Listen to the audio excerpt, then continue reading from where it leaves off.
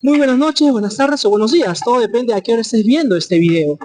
Nos encontramos en estos precisos momentos en la Ciudad de México, del hermano país de México, ¿no? Nos encontramos, para ser más exactos, nos encontramos en el Parque La Alameda, que está al costado del Palacio de Bellas Artes. En esta oportunidad vamos a conversar con una amiga que prácticamente me ha dado la bienvenida acá a este país tan hermoso, México, ¿no? Y vamos a conversar con ella. Ella es Alejandra Cover, comunicadora social, también es activista social, sobre todo el trabajo que ella ha venido realizando desde la comunicación basado en poder auxiliar y ayudar a mujeres que están en estado de peligro, ¿no? Sí, es en situación vulnerable. ¿Cómo estás, Alejandra? Coméntame un poco. Muy Saludos bien. para los hermanos de Perú. Muchas gracias, saludos a todos por allá. Ha sido un verdadero placer conocerte, darte la bienvenida y que puedas conocer un poquito más acerca de lo que vivimos a nivel social, en mi caso a nivel social mujeres. Coméntame un poquito. Tú eres comunicadora social y tu trabajo lo has enfocado hacia el tema mujeres. Hacia el tema. Coméntame, háblame un poco de eso, por favor. Ok, mis inicios, bueno, aquí como mucha gente sabrá que está en el medio, el movimiento feminista se gestó en el 71. Aquí a Ciudad de México llegó en el 71 al país y se empezó a gestar en el estado de Yucatán con Elmina Galindo, que es la que más recuerdo en este momento, y de ahí se trasladó. ¿Por qué? Por un tema de voto, por un tema sindical y por un tema de violencia. Se vive mucho el tema de la violencia en contra de la mujer acá en México, se vive mucho hasta el momento. La situación de las mujeres respecto a la violencia que se ejerce del lado, tenemos un sistema 100% patriarcal. El sometimiento de la mujer sumisa en este país es un tema cultural.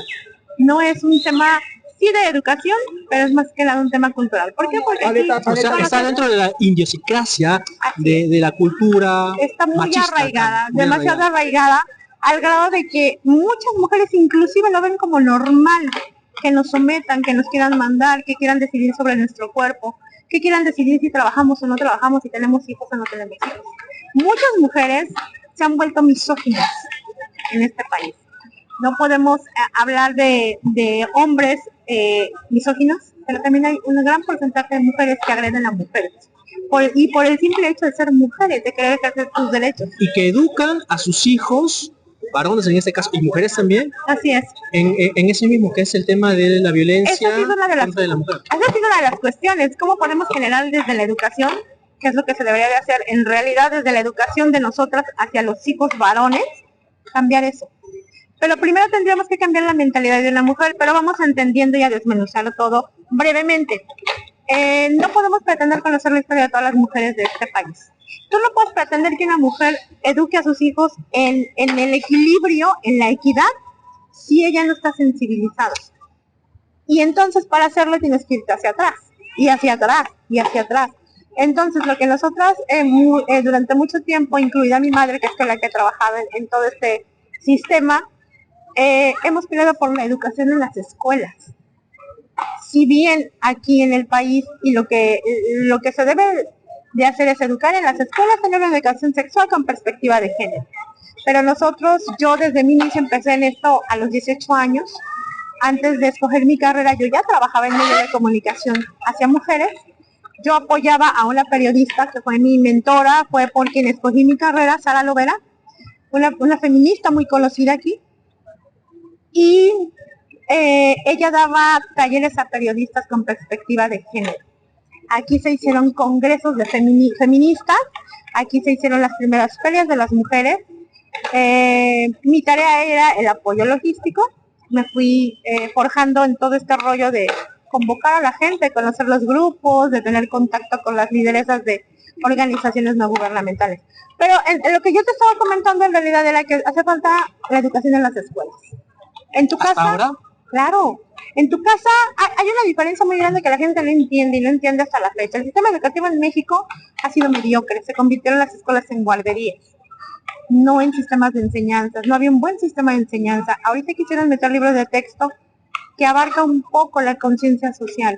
Hay muchos niños aquí que han sido entrevistados y tú dices, ¿cómo un niño de 9 años puede tener esa conciencia que no tiene un adulto? Claro, porque son los padres los que han enseñado a los niños a tener conciencia social, a respetar a las mujeres, pero no es el grosso de la población mexicana. Pero por lo menos están empezando, porque vemos esto, bueno, estamos viendo, por ejemplo, acá en la plaza vemos colectivos, hay un término que me es nuevo para mí, ¿no? La violencia económica también, que de verdad, disculpa, me pareció un término nuevo y muy curioso, ¿no? Quiero que me expliques un poco qué cosa es la violencia económica. Mira, aquí hay varios tipos de violencia. La violencia no se ejerce solamente golpeando a una persona. No puedes únicamente golpearla con el puño, golpearla con un pie. No hablo solo de mujeres, sino de ejercer violencia inclusive en contra de adultos varones mayores, que ya no tienen la misma capacidad de reacción, que no tienen la fuerza que tiene un joven o que tiene una mujer joven. Tenemos varios tipos de violencia. Está la violencia por cuestiones de género, que yo puedo agredir a alguien por ser hombre o por ser mujer, no importa el género. Está la violencia psicológica, tenemos la violencia física, tenemos la violencia económica. Esos tipos de violencia son las más silenciosas. Por ejemplo, la violencia económica, ¿en qué radica? Yo, hombre, no te voy a dejar trabajar a ti, yo te voy a solventar gastos, pero tú no vas a recibir un peso de mí ni para tus cosas básicas. No vas a tener dinero para moverte, no vas a tener dinero para comprar lo que necesitas. Si te quieres ir de mi casa, no vas a tener dinero para un pasaje, porque yo no te lo voy a dar. Es una forma de sometimiento. Claro, eso es violencia económica. La violencia psicológica, agresiones, silencios, ¿no? Un silencio total y mordaz es un silencio que te agrede, ¿no? Es poco como pasa de repente, ¿no? En casa el papá se que pega, ¿no? Y la mamá, o la suegra en este caso, se queda callada porque, bueno, eso también es un tipo de violencia. Claro, eso es violencia psicológica. Nos hemos encontrado con violencias que ejerce la mujer hacia la mujer. En el estado de Guerrero hicimos un estudio hace poquito más de 9 años con el Instituto de las Mujeres Estatal de Guerrero. Nos vimos a hacer un trabajo a diferentes municipios, Cerezos, digamos, mujeres en Cerezos, mujeres en cárcel, mujeres que fueron sacadas a la libertad gracias a un programa de mujeres. Y en ese sentido nos dimos cuenta... Estas mujeres estaban presas. ¿Por qué motivo? El motivo, aquí tú puedes ir y meter una de... Nuestro sistema judicial, perdón que lo diga, no sirve para nada. El sistema judicial... Bueno, en eso se parece el Perú, ¿ah? Estamos muy parecidos. Latinoamérica creo que se caracteriza por eso, ¿no? Muchos países latinoamericanos se caracterizan porque el sistema judicial siempre está sometido al poderoso, al que más tiene. En este caso aquí en México es lo mismo. Yo puedo llegar, yo sufrí una situación muy parecida, donde tuve que dedicarle al Ministerio Público y obligarlo a que a mí me tomaron la denuncia porque no quería. Él decía al rato regresa con su marido.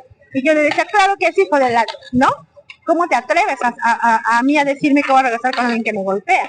Y a no tomarme una declaración cuando como servidor público es tu obligación. Eso también es un tipo de violencia, ¿no? ¡Claro! Entonces, aquí el asunto con las mujeres es que estaban en situación de cárcel, justo es esa. La mayor parte de los hombres están en Estados Unidos, en muchos pueblos en Guerrero. Entonces, salirse ellos, se quedaban las mujeres y los hijos con las suegras, con las mamás de los varones. ¿Qué sucedía? Las suegras recibían el dinero que mandaban de Estados Unidos, las suegras educaban a los hijos y hacían a las nueras a un lado en el peor de los casos. ¿Qué sucedía? Ellas, por el motivo más insignificante, si llegaba a pasar un accidente un chiquillo, se fracturaba o algo, acusaban a la nuera y la nuera iba a la cárcel. Para que la mamá, para que la suegra se quedara con las remesas, con las tierras con y la todo. tierra, con los nietos. Provincia, ser mujeres no es lo peor que te pueda pasar, pero sí es una situación en la cual no tienes cabida. Puedes denunciar 10 veces, pero no van a hacer nada. Claro que no.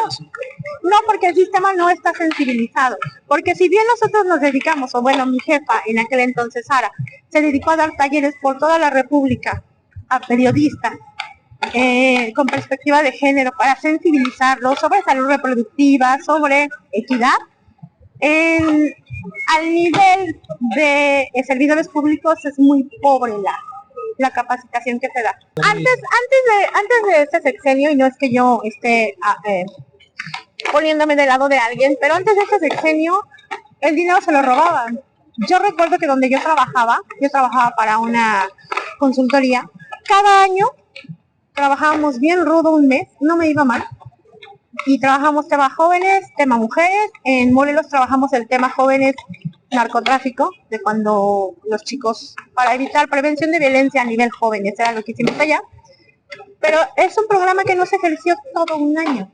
Se esperaron al último minuto para ejercerlo. Claro que entregamos un trabajo excelente con el poco tiempo que tuvimos, pero vamos a ese nivel de trabajo. O sea, lo que en un año tú puedes tener para capacitar gente, para captar a los jóvenes, para darles talleres, no puedes hacerlo en un mes.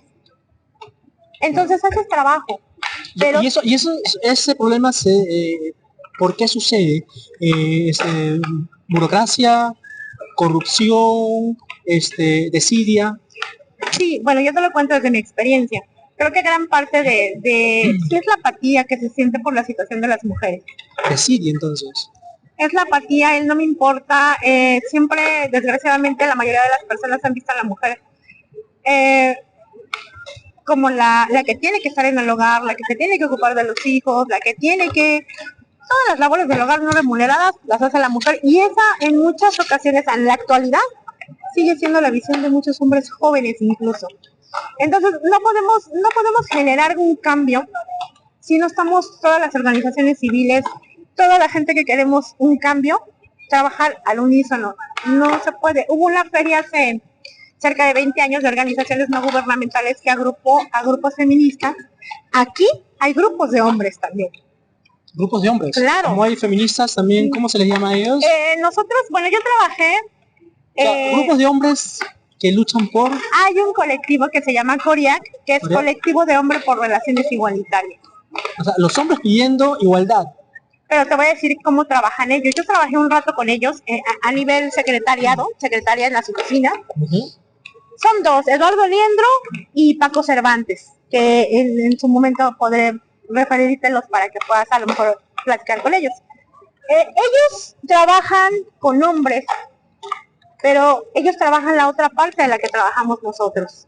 Cuando una mujer va y denuncia al Ministerio Público y logran que detengan al tipo, porque lo encuentran flagrante, porque ya de plano no tienen de otra más que detenerlo, entonces lo encierran, lo llevan a separos o lo llevan a una condena.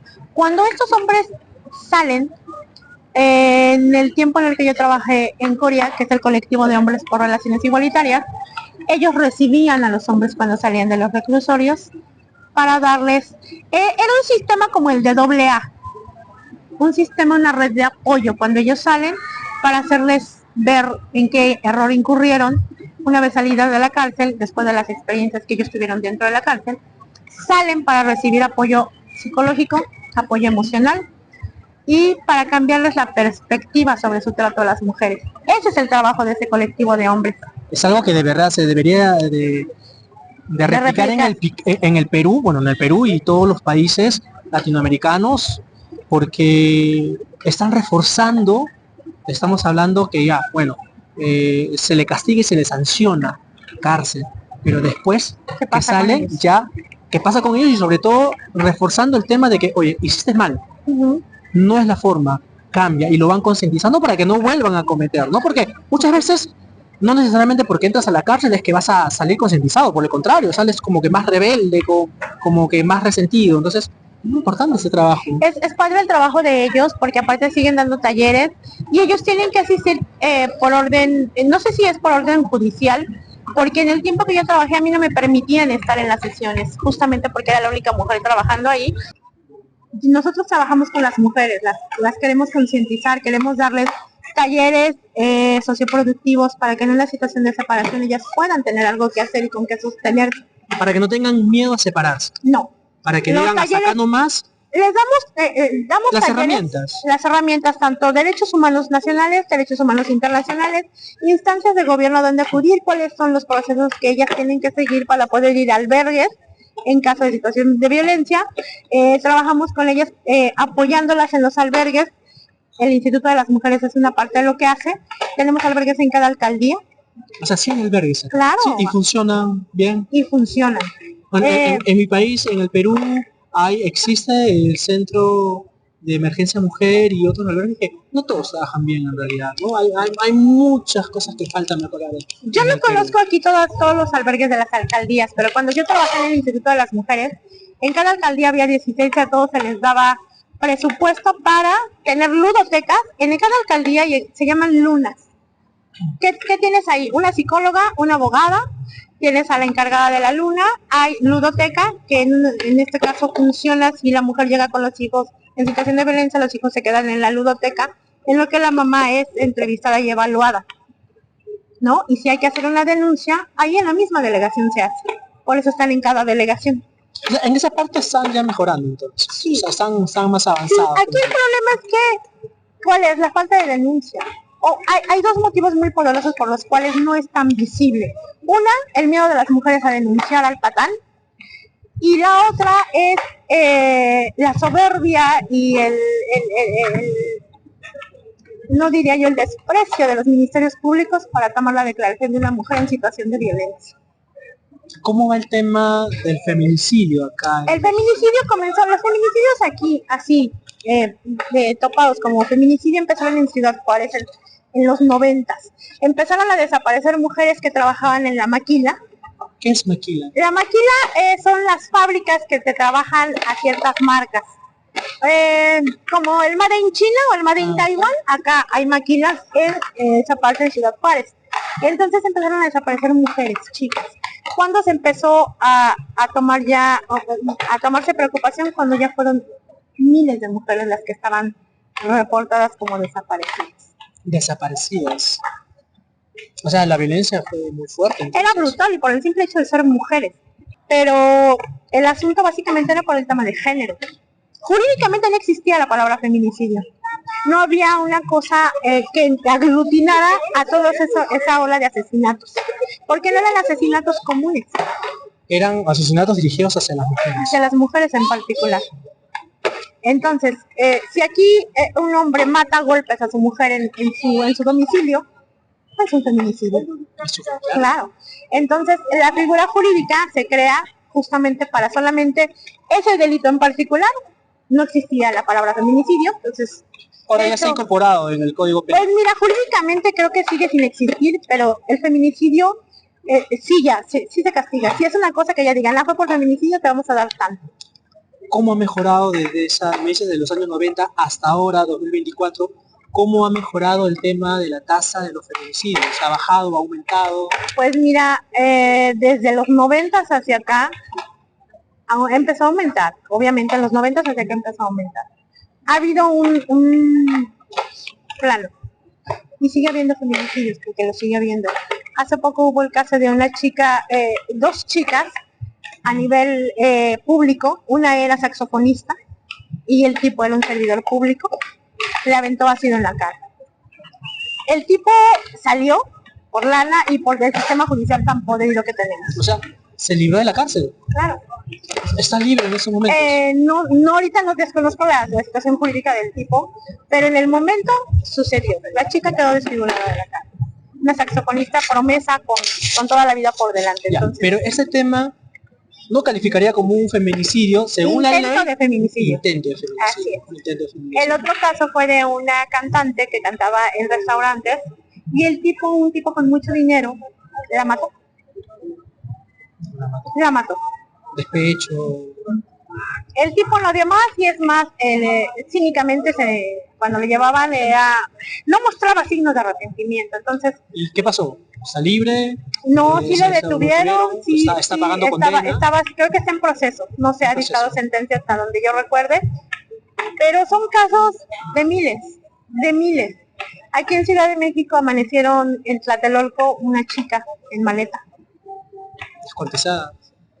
Entonces, mientras nosotros no asumamos que no intentemos reconstruir el tejido social, desde dar talleres, desde informar, desde educar a los adultos, porque tú no vas a poder irte hacia atrás hasta las generaciones pasadas a reeducarlos para que los adultos de hoy tengan un poquito de perspectiva referente a la equidad y a cómo tratarse entre iguales y entre no iguales, ¿no? Gracias No, por nada. esta pequeña entrevista, una de las primeras, porque vamos a seguir conversando. Hay mucho que conversar acá, hay mucho que de una u otra manera también como pueblo hermano, ¿no? Entre Perú y México, hay mucha similitud, inclusive hasta en las mismas problemáticas, Claro. ¿no? Feminicidio, violencia de género, hay mucha similitud que compartimos como pueblos hermanos, ¿no? Ujú. Bueno, muchas gracias por la entrevista. No quiero ¿de qué? terminar esta entrevista mandando primero nuestra solidaridad con el pueblo ruso que hace poco, la semana pasada, sufrió un cobarde atentado en el que fallecieron muchas decenas de jóvenes que estaban en un concierto, ¿no? No recuerdo exactamente el lugar, pero es condenable este tipo de actos. Desde acá, desde México, desde el Perú, enviamos nosotros nuestra solidaridad con ellos, también nuestra solidaridad con el pueblo palestino también, Así que es. está sufriendo los embates lamentables de guerras absurdas, ¿no? Muchas de ellas sin sentido, ¿no? Así Es lamentable lo que pasa en el mundo, pero esperemos que en algún momento pues vivamos en un mundo en donde reine la paz. Esperemos. Eso Es pretendemos. lo ideal. Aquí en el país también quiero mandar solidaridad con el pueblo veracruzano porque están sufriendo una serie de incendios forestales que está quemando muchas hectáreas y eso es preocupante. Sí, desde acá nuestra solidaridad con todos ellos y comparten información, es importante, es muy importante. Nosotros, Prensa Alternativa del Perú, haciendo hermandad con la prensa alternativa, prensa social, prensa popular, prensa en defensa de los derechos de los seres humanos. En este caso, defensa de las mujeres, ¿no? Acá con nuestra colega también, ¿no? Alejandra Coder, que nos está orientando un poco sobre el tema también y la lucha que están haciendo acá en México. Así que ya sabes, comparte la información. Nosotros somos Prensa Alternativa del Perú, RNPP, Red Nacional de Prensa de Provincias del Perú. José Luis Manrique, Engibel Díaz, que se encuentra en estos momentos en Rusia, acá yo visitando humildemente y encantado del pueblo mexicano. Así que de acá terminando nos vamos a comer unos tacos, un cafecito y unos tacos también. Y acá nos vamos a comer un elote. Así que comparte la información, que es importante. José Luis Manrique y Engibel Díaz para RNPP. Regresamos en cualquier momento desde cualquier parte del mundo.